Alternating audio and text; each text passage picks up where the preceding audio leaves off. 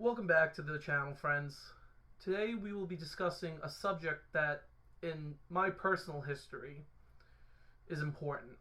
A, being I'm a New Yorker, and B, being from a police family, and C, being of Irish heritage. But before we get into that, please like, share, and comment if you enjoy the video, and if you're new, please subscribe and join the discussions. Today we will be discussing the New York City draft riots of 1863.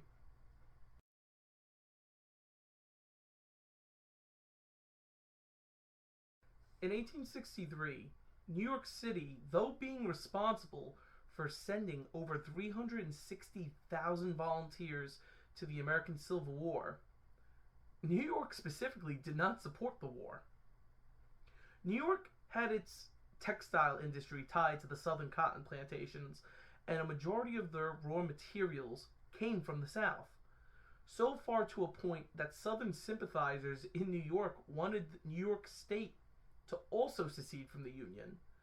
But in 1861, the State Assembly and Senate were strongly controlled by Republicans.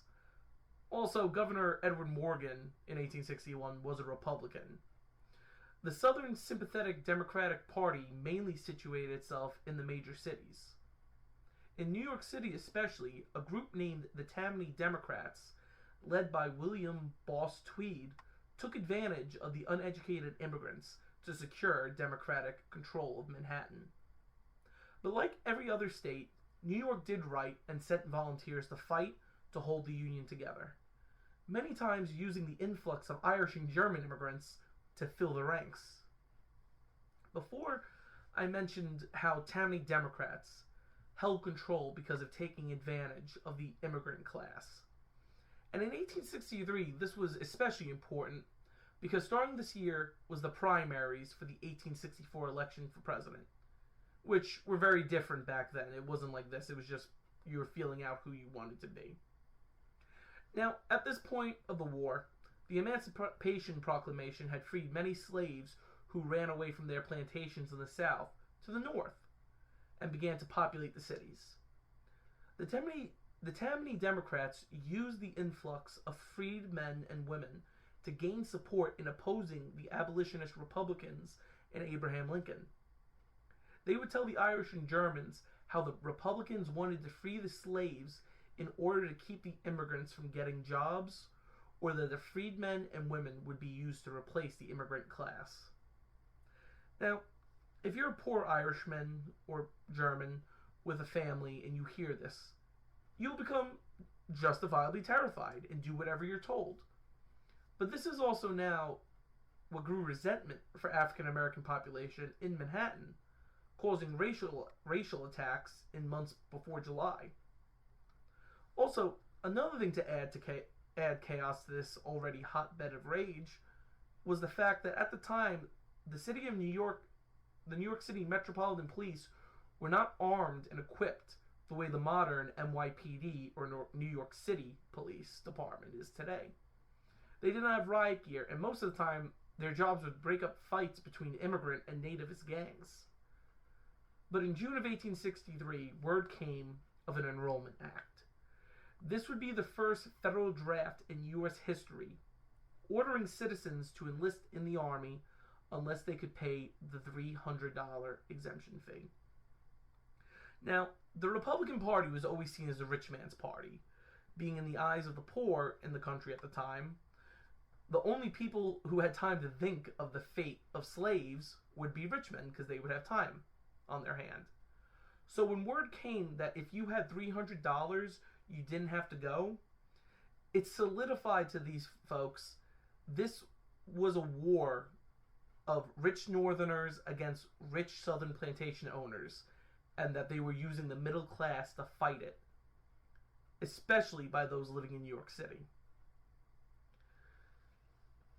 Mayor Fernando Wood tried to delay the conscription, which had been signed into law in March of 1863. But early July of 1863, something happened that required a larger influx of soldiers. In Gettysburg, Pennsylvania, the Union Army of the Potomac had suffered over 23,000 casualties.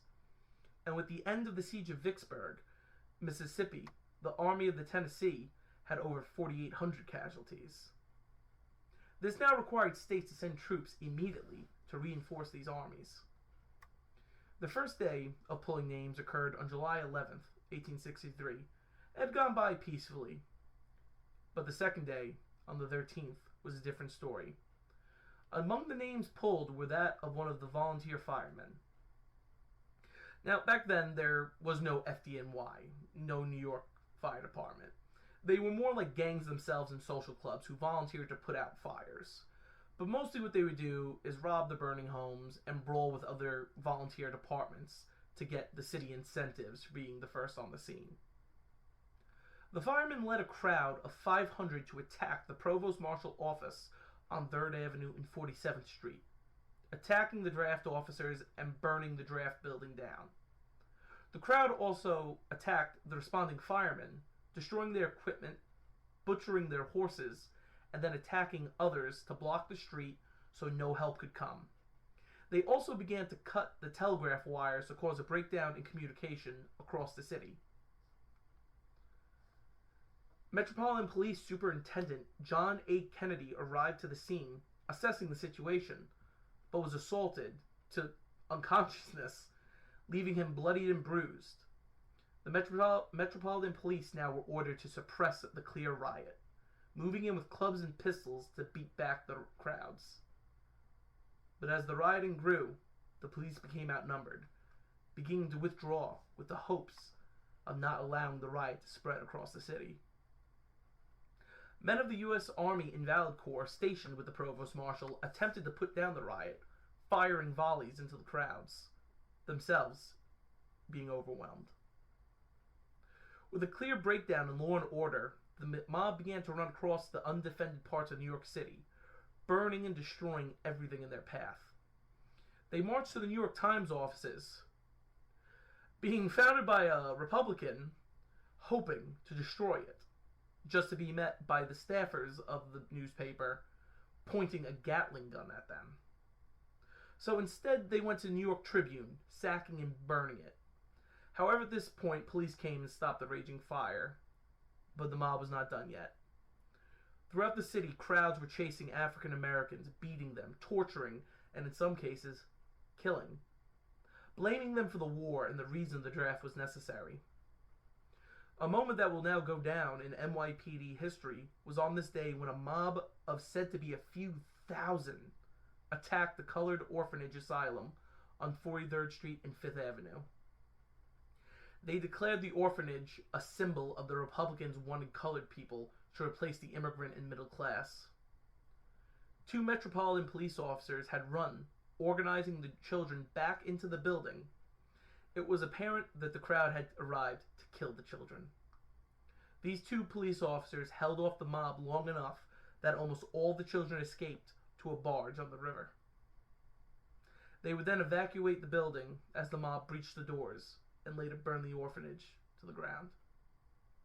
Downtown, where the riots had not yet spread, were ignited when longshoremen, those who worked on the cargo ships and ferries in New York, attacked and killed many of their African American colleagues, again blaming them for the draft.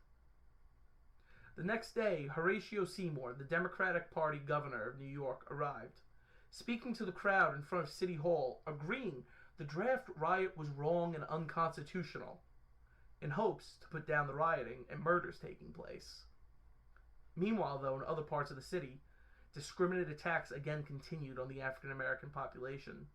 Many African American businesses burned down, homes burned down, and families attacked. General John E. Wool, in command of the Eastern District, had called 800 troops from West Point Military Academy and the New York City Harbor defenses to prepare to enter the city and put down the rioting. Also, he recalled the New York militia, which was sent to Pennsylvania to aid in the Gettysburg campaign. It's also at this time Lincoln ordered the regiments remaining at Gettysburg, who were clearing the battlefield, to join the New York militia and put down the mob in New York City and restore order to the chaos.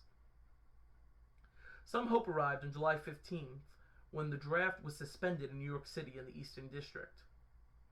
But with the arrival of some militia and Wool's force, rioting broke out in Brooklyn, which at the time was a city, not a borough, and then in Staten Island, with assaults on African Americans continuing, even with the police doing their best to stop it. It's at this time Wool allowed troops to march the streets and begin to put down rioting, firing into the crowds and hoping to quell the rioters. On the 16th, remaining New York militia arrived, along with men of the Army of the Potomac. Now with an army in his hands, Wool placed New York City under martial law, ripping control from the Democratic Party governor and mayor. Federal troops began to march down the streets of Manhattan, being given the order, "The mob is not taking prisoners, nor shall we." Firing on the crowds, Wool ordered an artillery unit out of Fort Schuyler, which began to fire canister into the streets and crowds.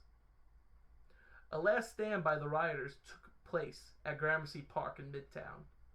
The army ordered the rioters again to stand down and go home. Instead, they thought they would be able to stand their ground, resulting in the death of 12 rioters and countless wounded. At last, the city was quiet, but it was not a free northern city. It was a Union Army occupied battlefield. It is unknown how many people truly died. Some put the number around 1,200. Others put it as low as 120. There is truly no way to figure it out because many of those who were wounded and later died were not counted. Others say that Union soldiers viewed the New Yorkers as no different to Confederates they had just buried in Gettysburg, and they created mass graves similar to those.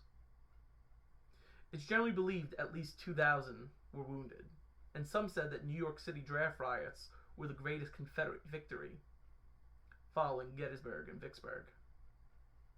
The draft in New York will resume in August of 1863. Only 45,000 of the 750,000 requested would come from New York, a relief to the working class, also a very sobering moment for those who rioted. Tammany Democrats would keep their heads low the remainder of the war, not speaking out against the draft, but also being pro-Union, with the exception of former Mayor Fernando Wood, who became a state representative, voting against the 13th Amendment in 1865. The true victims, however, were the African American population. 11 freedmen were hung from street posts, one being a 7-year-old boy.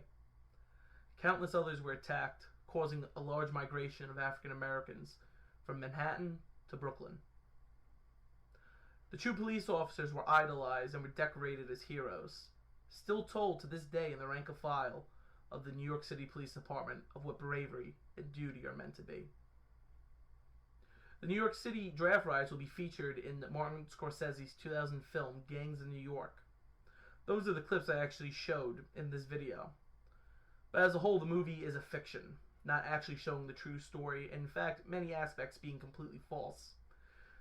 Don't get me started on the firing positions of the Union soldiers or the fact that they show a U.S. Navy ship shelling Midtown Manhattan. But the riots are sadly something New Yorkers tend to try to forget. But in the name of history, we must remember the atrocities the people of New York did conduct in those 4 days, just as much as we must face things like slavery itself. In the words of writer Mayor Renaud, "In all men, evil is sleeping. The good man is he who will not awaken it, in himself or others." And this is the reality of the mob rule. All it takes is one angry person to make a group of angry people to create a mob of hatred. And that, my friends, is the lesson we must learn from the New York City draft riots of 1863.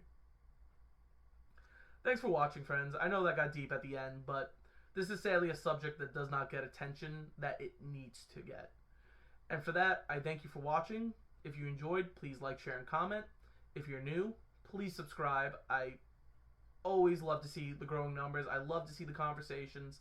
This is such a thriving community. I'm so happy that I get to be a part of it and I get to talk to all of you. Thanks again, and we'll see you in the next one.